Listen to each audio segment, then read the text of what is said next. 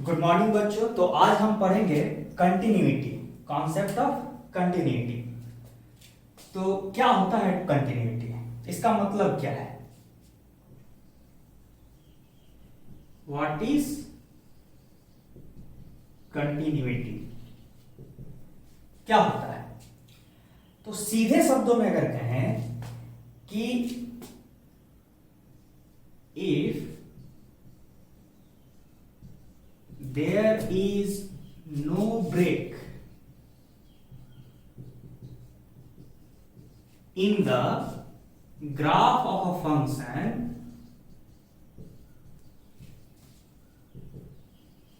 if there is no break in the graph of a function throughout its domain,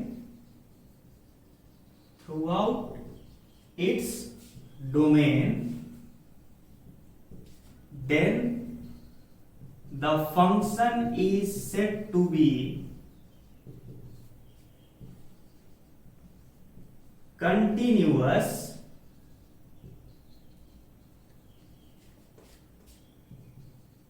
throughout its domain। कहने का मतलब क्या होगा कि मान लीजिए कोई एक फंक्शन है y is equal to F of X, ये कोई फंक्शन है और जिसका ग्राफिकल रिप्रेजेंटेशन कुछ ऐसा है, दिखेगा, ठीक है। x1 से लेके x2 तक फंक्शन डिफाइंड है, ठीक है। ये ग्राफ लिए एक function y is equal to F of X का। इस ग्राफ से आपको क्या दिखाई दे रहा है?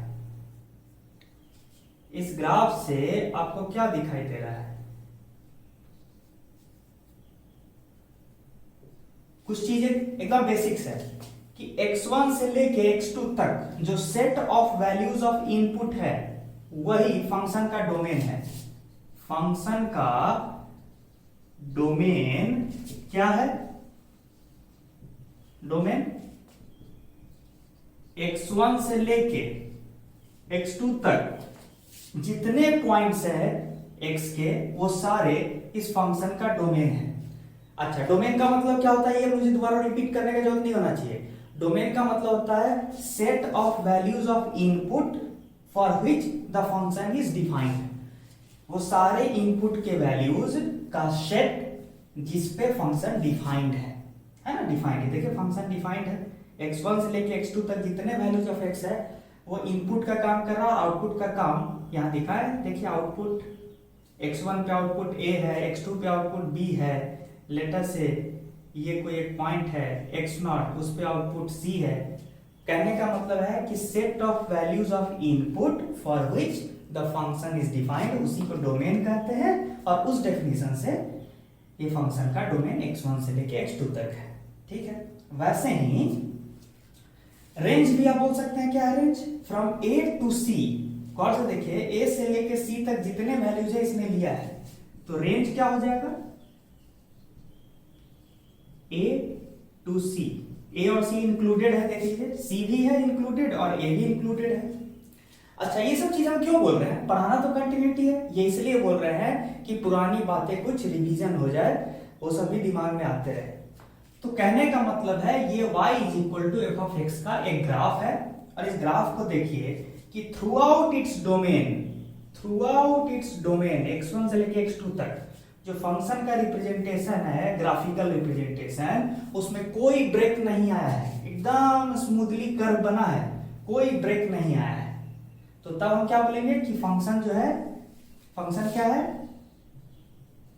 फंक्शन जो है कंटिन्यूअस है थ्रू आउट इट्स डोमेन, कहीं पे कोई लोचा नहीं है, ठीक है। एक सिंपल एग्जांपल हुआ कंटिन्यूअस फंक्शन का।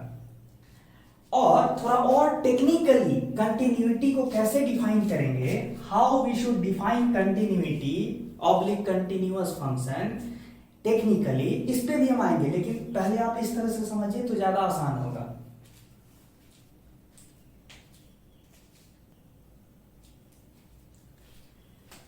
कंटिन्यूटी को और आगे देखिए अच्छे से देखते हैं, एनालाइज करते हैं। एक दूसरा फंक्शन लीजिए, एक दूसरा फंक्शन लीजिए y is equal to F of X का एक दूसरा फंक्शन, ठीक है, उसका रिप्रेजेंटेशन कुछ ऐसे कर लेते हैं।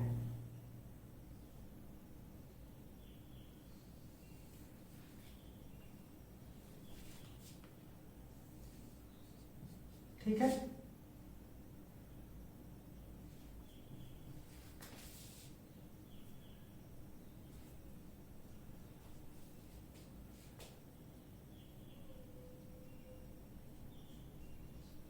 ये फंक्शन का रिप्रेजेंटेशन है। कैसा रिप्रेजेंटेशन है? Graphical representation.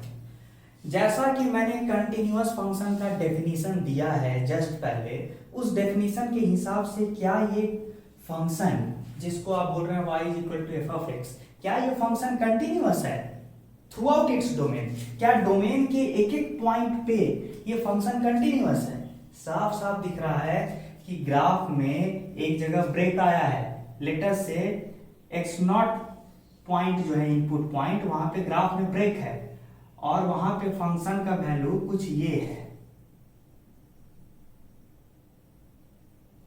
इस वैल्यू को बोल दीजिए कुछ d, इस वैल्यू को बोल दीजिए a, इस वैल्यू को बोल दीजिए c।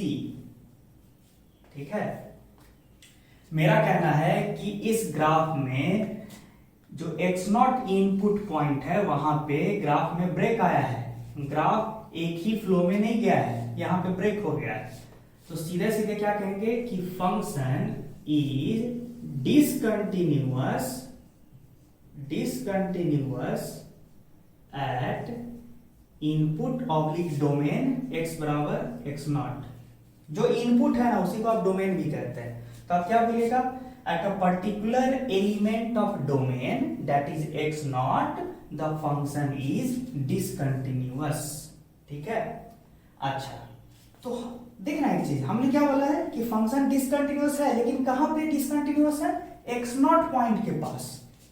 एक और पॉइंट देखने वाली बात है कि फंक्शन जो है x1 से लेके, लेटर से ये पॉइंट है x3, तो x1 से लेके x3 तक इस ग्राफ को देखिए, कोई ब्रेक आया है क्या? तो हम क्या बोलेंगे कि फंक्शन इज कंटिन्यूअस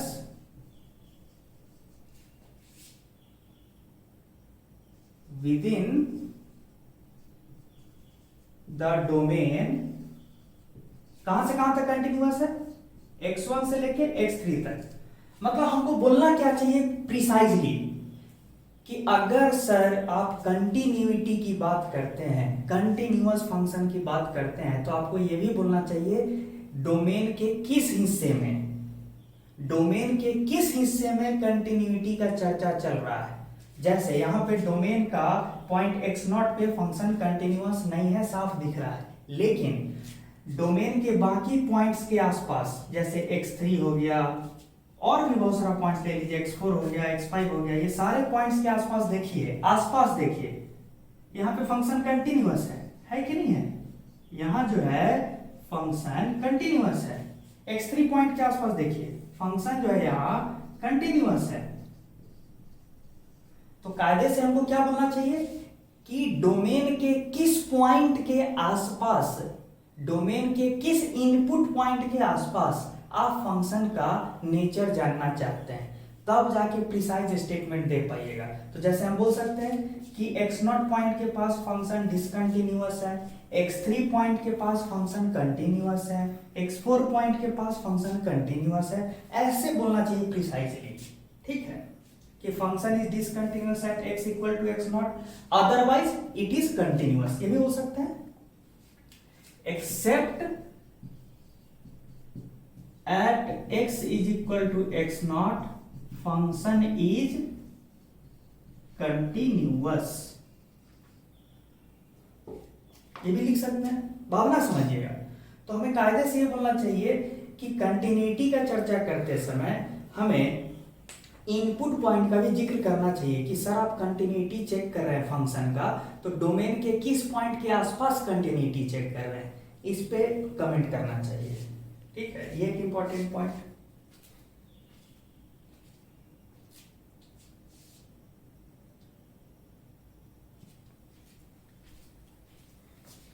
अब एक और इंपॉर्टेंट एस्पेक्ट ऑफ कंटिन्यूटी पे चलते हैं, इसको ध्यान से देखिएगा। पिछले ही ग्राफ से हम शुरू करते हैं, ठीक है। एक ऐसा ही ग्राफ ऐसे लिए थे ना, ले लिए, ये ग्राफ ले लिए किसका, y is equal to F of X एक फंक्शन है, y is equal to F of X एक फंक्शन है, उसका ग्राफ ले रहे हैं। अच्छा, ये पॉइंट x नॉट है, ये पॉइंट x1 है, और ये पॉइंट x2 है, ये x एक्सिस है। मेरा कहना है ये सारे वैल्यूज दे देते हैं a,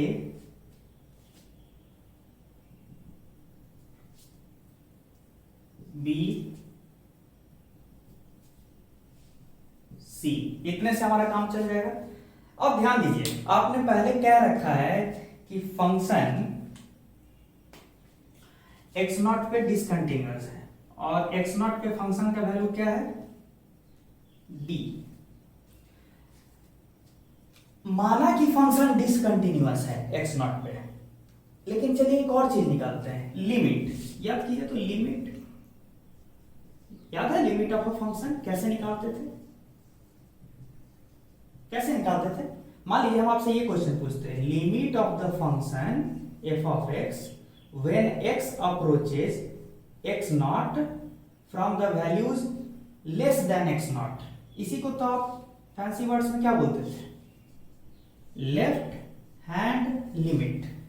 तो हम left hand limit of the function की बात कर रहे हैं कि जब मैं फंक्शन के इनपुट पॉइंट x नॉट को लेफ्ट हैंड साइड से अप्रोच करूंगा, इस तरह से अप्रोच करूंगा, तो मैं फंक्शन के किस वैल्यू को छूना चाह रहा हूं, मैं फंक्शन के किस वैल्यू को छूना चाह रहा हूं जब मैं लेफ्ट हैंड साइड से अप्रोच कर रहा हूं x नॉट को।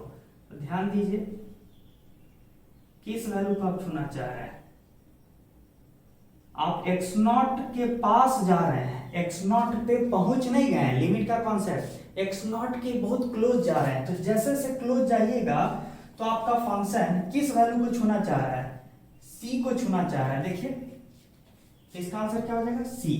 सिमिलरली अगर मैं आपसे पूछूं कि फंक्शन का लिमिट जानना है, यानी फंक्शन किस वैल्यू को छूना चाह रहा है, कब, जब डोमेन x नॉट की तरफ बढ़ रहा है, और किस साइड से, राइट हैंड साइड से।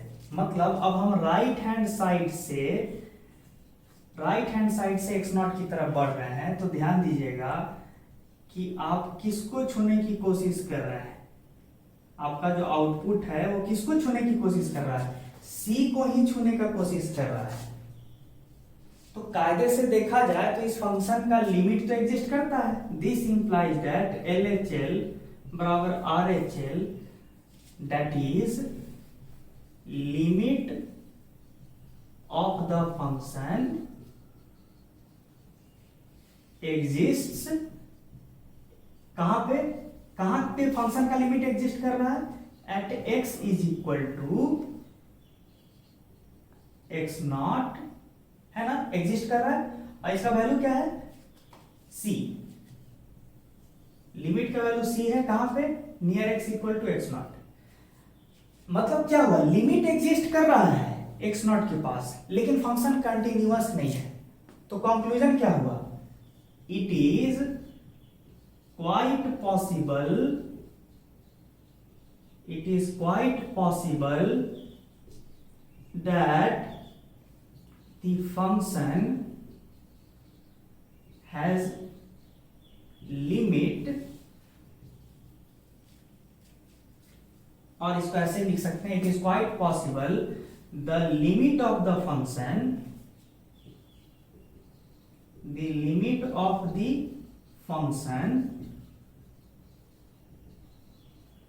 exists at a point x naught, but even then function is discontinuous at, कहां पे डिसकंटिन्यूअस, एक्स नॉट। ये इंपॉर्टेंट पॉइंट है। हो सकता है कि फंक्शन का लिमिट एग्जिस्ट करे किसी पॉइंट के आसपास, एक्स नॉट पॉइंट के आसपास, लेकिन इवन देन वहां पे फंक्शन डिसकंटिन्यूअस हो सकता है। ठीक है।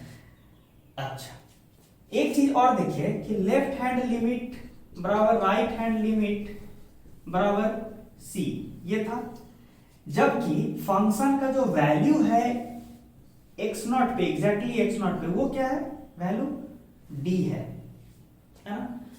अगर फंक्शन का वैल्यू एक्स नॉट पे डी नहीं रहा होता और सी ही रहा होता, मतलब फंक्शन का वैल्यू एक्स नॉट पे डी ना होके सी ही रहा होता, if f of x naught would have been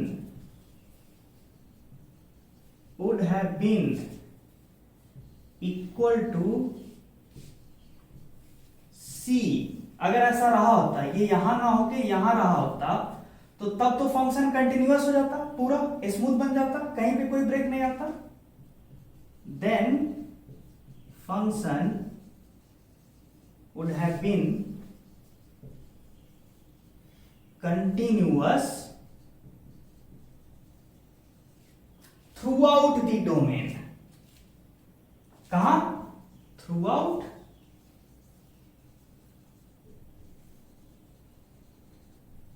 domain.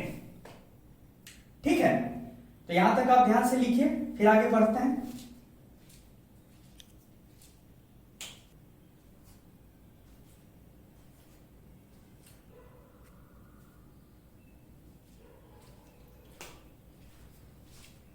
अब एक इंपॉर्टेंट पॉइंट की ओर ध्यान दीजिए।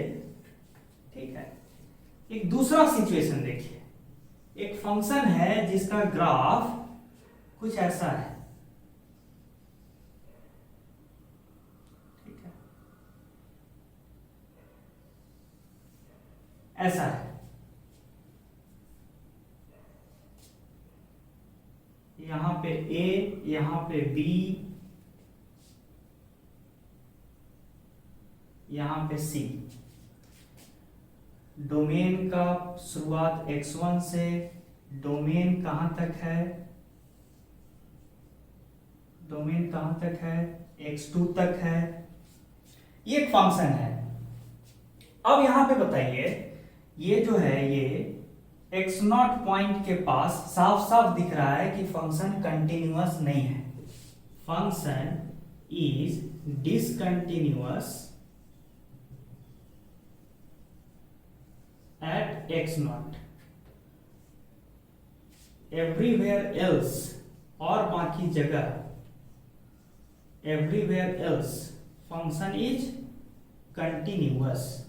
ये तो साफ दिख रहा है। ठीक है, यहां पे आप ध्यान दीजिए, अगर मैं पूछा होता कि limit of the function when x is approaching x0 from the values less than x not, छोटे शब्दों में बोले तो अगर मैं एक्स नॉट को अप्रोच कर रहा हूं लेफ्ट हैंड साइड से, तो मेरा फंक्शन किस वैल्यू को अप्रोच कर रहा है। अगर मैं एक्स नॉट को अप्रोच कर रहा हूं लेफ्ट हैंड साइड से, तो मेरा फंक्शन किस वैल्यू को छूने की कोशिश कर रहा है, मेरा आउटपुट किस वैल्यू को छूने की कोशिश कर रहा है। साफ दिख रहा है कि बी को छूने की कोशिश कर रहा है। सिमिलरली अगर यही चीज मैं पूछा होता कि limit of the function when x is approaching x0 from right hand side, यानी x0 के बड़ा वैल्यू से हम x0 की तरफ बढ़ रहे हैं, तब उस समय वैल्यू क्या होगा बताइए। तो साफ साफ दिख रहा है, तब मेरा जो आउटपुट है किसको छूने की कोशिश कर रहा है, देखिए तो किसको छूने की कोशिश कर रहा है, सी को छूने की कोशिश कर रहा है। This implies that LHL is not equal to RHL, that is limit does not exist at x0। यहाँ तो लिमिट ही एग्जिस्ट नहीं कर रहा है। पिछले एग्जांपल में लिमिट एग्जिस्ट कर रहा था एक्स नॉट के पास, फिर भी फंक्शन कंटिन्यूअस नहीं था। यहाँ पे तो लिमिट ही एग्जिस्ट नहीं कर रहा है और फंक्शन तो डिसकंटिन्यूअस है ही। ठीक है, तो बहुत सारी चीजों का ख्याल रखना होगा अगर आप चाहते हैं कि एक फंक्शन में ब्रेक नहीं आए।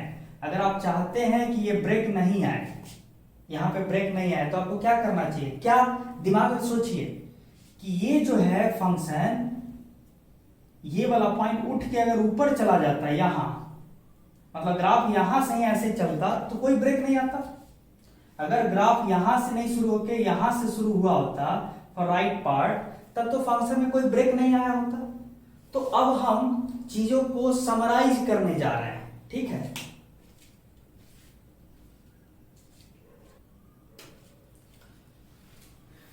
तो यहां पे क्या हुआ? यहां पे आप क्या देखें कि LHL is equal to B, और इनफैक्ट लेफ्ट हैंड लिमिट का जो वैल्यू है ना, वही फंक्शन का वैल्यू भी है एट पॉइंट एक्स नॉट। देखिए फंक्शन का वैल्यू एट एक्स नॉट क्या है? बी ही तो है। देखिए एक्स नॉट पे फंक्शन का वैल्यू बी दिए थे, ये बी, ना कि ये यहां पे तो ओपन कर दिए हैं, open.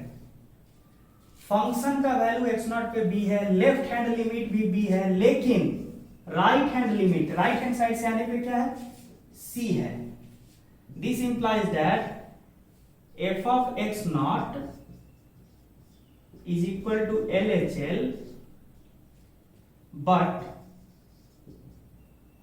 F of X not is not equal to RHL। ये भी केस होने पे फंक्शन कंटिन्यूअस नहीं रहा। तो अब हम फाइनल कंक्लूजन की ओर बढ़ते हैं। ठीक है, अब फाइनली हम क्या कह सकते हैं? फाइनली कि अगर आप सच में चाहते हैं कि फंक्शन किसी भी पॉइंट एक्स नॉट पे कंटिन्यूअस हो, अगर आप सच में चाहते हैं कि किसी भी पॉइंट पे फंक्शन कंटिन्यूअस हो, तो आपको दिमाग लगाइए, क्या होना चाहिए? If a function is indeed, सच में कंटिन्यूअस है, कहां पे? At a particular point x not.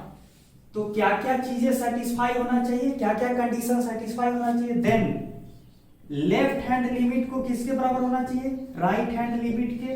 और इतना ही नहीं, लिमिट एग्जिस्ट करने से फंक्शन कंटिन्यूअस हो जाएगा, सो बात नहीं है। याद कीजिए ये वाला ग्राफ, याद है ये वाला ग्राफ, यहां पे फंक्शन कंटिन्यूअस था, सॉरी यहां पे फंक्शन का लिमिट एग्जिस्ट कर रहा था लेकिन कंटिन्यूअस नहीं है। तो लेफ्ट हैंड लिमिट बराबर राइट हैंड लिमिट यहां था, प्रूफ किए थे। लेकिन एक और चीज होना चाहिए था कि एक्स नॉट पे जो फंक्शन का वैल्यू था, जो हट के था, वो कहां होना चाहिए था? ऊपर यहां पे। तो कायदे से फंक्शन को कंटिन्यूअस होने के लिए क्या क्या कंडीशन सेटिस्फाई करना चाहिए? उसका left hand limit right hand limit के बराबर होना चाहिए, और ये लिमिट का जो वैल्यू है किससे मैच करना चाहिए? फंक्शन का वैल्यू जो एक्स नॉट पे है। Condition for a function to be continuous, एक फंक्शन को कंटिन्यूअस होने के लिए कहां पे? एक्स नॉट पे क्या क्या होना चाहिए? उसका लिमिट तो एग्जिस्ट करना ही चाहिए, उसका लिमिट तो एग्जिस्ट करना ही चाहिए, साथ में उस लिमिट का वैल्यू किसके बराबर होना चाहिए? जो फंक्शन का वैल्यू है एक्स नॉट पे, उसके बराबर होना चाहिए किसका वैल्यू? लिमिट का वैल्यू। अब देखिए यहां क्या हुआ था, इस वाले क्वेश्चन में क्या हुआ था? देखिए तो इस वाले क्वेश्चन में जो ये क्वेश्चन, ये जो फिगर दिए थे, यहां पे क्या हुआ था? यहां पे हुआ ये था कि लिमिट था, यहां पे LHL बराबर, देखिए ना लेफ्ट हैंड साइड से अप्रोच कीजिए तो फंक्शन का वैल्यू, मान लीजिए ये कुछ C है, एक एग्जांपल ले लेते हैं। तो यहां पे LHL क्या है? C है। RHL क्या है? C है। इधर से भी अप्रोच कीजिए तो फंक्शन किसको अप्रोच करेगा? C को ही। लेकिन फंक्शन का वैल्यू फंक्शन का वैल्यू कहां पे, x नॉट पे c के बराबर नहीं है बल्कि कुछ और है, लेट अस से d है। कहने का मतलब कि अगर ये फंक्शन का वैल्यू x नॉट पे d नहीं रहा होता, c रहा होता, तो तब तो ये फंक्शन कंटिन्यूअस हो जाता। फंक्शन का वैल्यू x नॉट पे d ना होके c रहा होता, तो तब तो ये फंक्शन पूरा कंटिन्यूअस हो जाता, कोई ब्रेक नहीं आता। तो कहने का मतलब left hand limit should be equal to right hand limit should be equal to function का value at the point x naught. अगर ये हो जाता तो फंक्शन कंटिन्यूअस हो जाता। तो ये हो गया कैसा डेफिनेशन, फॉर्मल डेफिनेशन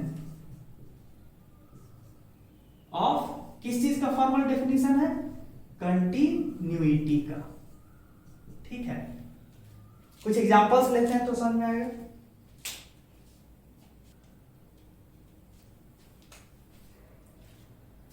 जैसे कि एग्जांपल लेते हैं,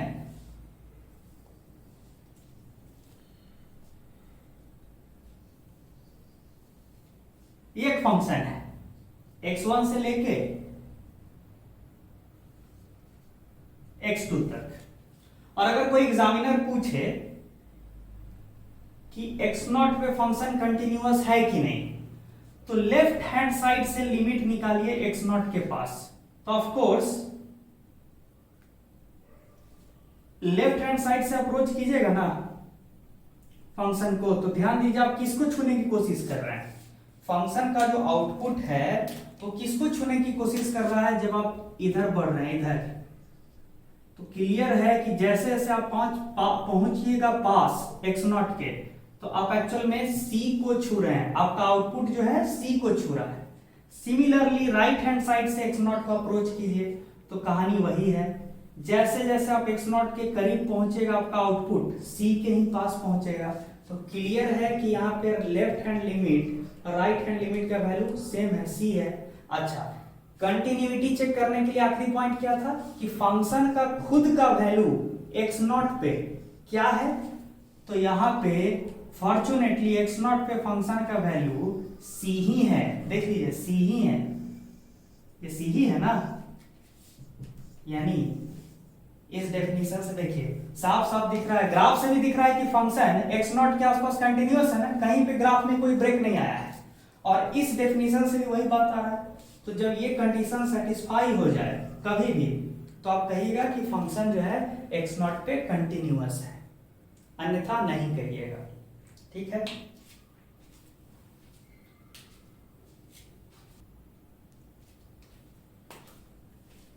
जैसे एक आखिरी डेमोन्स्ट्रेशन देके इस टॉपिक को, इस पॉइंट को, कंटिन्यूटी को वाइंड अप करते हैं।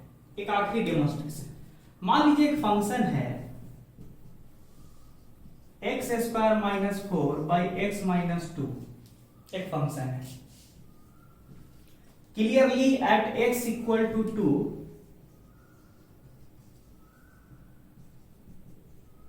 ये क्या बन जाएगा, 0/0 फॉर्मेट का। तो क्या बोलेंगे, function is not defined at x equal to 2, और दूसरे वैल्यूज ऑफ x पे फंक्शन डिफाइंड है, लेकिन साफ साफ देखिए एट x इक्वल टू 2 पे ये फंक्शन जो है डिफाइंड नहीं है, क्लियर कट। अच्छा, हम लिमिट की बात नहीं कर रहे हैं, हम फंक्शन के वैल्यू की बात कर रहे हैं। ठीक है, तो इस फंक्शन को अगर आप ग्राफिकली बनाइएगा तो कैसा बनेगा, इस फंक्शन को अगर आप ग्राफिकली बनाइएगा तो कैसा बनेगा। तो एक बार बताइए कि क्या लिखेंगे, x square minus 4 divided by x minus 2 को क्या लिख सकते हैं, x minus 2 into x plus 2 by x minus 2। गलती से बच्चे जो क्या करते हैं, सीधे एक्स माइनस 2 और एक्स माइनस 2 को कट कर देते हैं। नहीं, कब कट कीजिएगा, कैंसल आउट कब कीजिएगा, जब x 2 के बराबर नहीं होगा। If x is not equal to 2, तो तब नीचे वाला डिनोमिनेटर 0 नहीं ना होगा, तब जाके आप इसको स्ट्राइक आउट कर सकते हैं। कब, जब x is not equal to 2। तो बच के क्या आएगा, फंक्शन जो है क्या बन जाएगा, ऐसे लिखिए f ऑफ x बराबर x plus 2 if x is not equal to बाकी सारे वैल्यूज ऑफ x के लिए f ऑफ x बराबर x प्लस 2। तो बनाइए तो ग्राफ, ये तो स्ट्रेट लाइन है ना, ये तो ऐसे लिख सकते हैं ना, f ऑफ x बदले ऐसे लिख सकते हैं y बराबर x प्लस 2। इसको ग्राफ पे बनाइए तो x बराबर 0 पे 2 स्लोप 1, ये एक स्ट्रेट लाइन हुआ।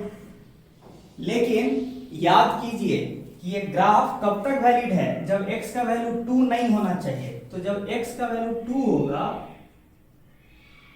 तो वहां पे स्ट्रेट लाइन के पोर्शन को ऐसे कर दीजिए, y ऐसे एनसर्कल कर दीजिए। एनसर्कल मतलब कि ये पॉइंट, ग्राफ का ये पॉइंट ग्राफ का हिस्सा नहीं माना जाएगा, फंक्शन का हिस्सा नहीं माना जाएगा, ठीक है। अगर रहा होता x बराबर 2 अगर फंक्शन का हिस्सा रहा होता, अगर रहा होता तो फंक्शन का वैल्यू क्या रहा होता, 4। यहां से साफ दिख रहा है। मैं ये नहीं कह रहा हूं कि x बराबर 2 फंक्शन का हिस्सा है, मैं कह रहा हूं कि अगर रहा होता तो तब इस लॉजिक से यहां पे वैल्यू क्या हो जाता y का 4, लेकिन है नहीं अभी, क्योंकि फंक्शन के डोमेन में x इज इक्वल टू 2 है ही नहीं, क्योंकि x इज इक्वल टू 2 पे 0/0 हो जाएगा, इनडिटरमिनेट। तो ये रहा इस फंक्शन का ग्राफिकल रिप्रेजेंटेशन। एग्जामिनर क्या मांगता है कि माने कि ये function x is equal to 2 पे डिफाइंड नहीं है, इसलिए x नॉट इक्वल टू 2 लिखा जाता है। एग्जामिनर क्या बोलता है कि मैं एज एन ऑब्जर्वर फंक्शन को रीडिफाइन करना चाहता हूं इस तरह से कि ये फंक्शन जो है कंटिन्यूअस हो जाए। अभी तो डिसकंटिन्यूअस है, लेकिन हम चाहते हैं कि फंक्शन कंटिन्यूअस हो जाए, ठीक है। तो फंक्शन को ऐसे लिखेंगे x plus 2 for x not equal to 2। तो फंक्शन का वैल्यू क्या हो जाए, कहां पे, x इज इक्वल टू 2 पे, कि फंक्शन कंटिन्यूअस हो जाए। तो कॉमन सेंस, फंक्शन का वैल्यू 2 पे क्या रख दें कि फंक्शन थ्रू आउट कंटिन्यूअस हो जाए। तो बताइए, तो 2 पे फंक्शन का वैल्यू 4 हो जाए तो कंटिन्यूअस हो जाता ना। तो यहाँ पे क्या मानेंगे कि let us say at x equal to 2 the value of function to be 4। अगर हम ऐसा कर पाए तो फंक्शन क्या बन जाएगा, कंटिन्यूअस। तो कभी कभी ऐसा क्वेश्चन भी पूछता है कि what should be the value of function at a given point such that the function becomes continuous. इस क्वेश्चन में आपका आंसर होता कि x इज इक्वल टू 2 पे फंक्शन का वैल्यू अगर 4 रहा होता, अलग से आप डिफाइन कर दिए होते, तो फंक्शन का ग्राफ में कोई ब्रेक नहीं आया होता। इस तरह से भी कभी कभी एग्जामिनर क्वेश्चन पूछ सकता है। तो मेरे हिसाब से कंटिन्यूटी के लिए, फिजिक्स के लिए इतना पर्याप्त है। मैं जो भी पढ़ा रहा हूं आपको बेसिक मैथ्स में, याद रखिएगा कि वो फिजिक्स के पॉइंट ऑफ व्यू से एकदम लिमिटेड चीजें बता रहा हूं, ठीक है।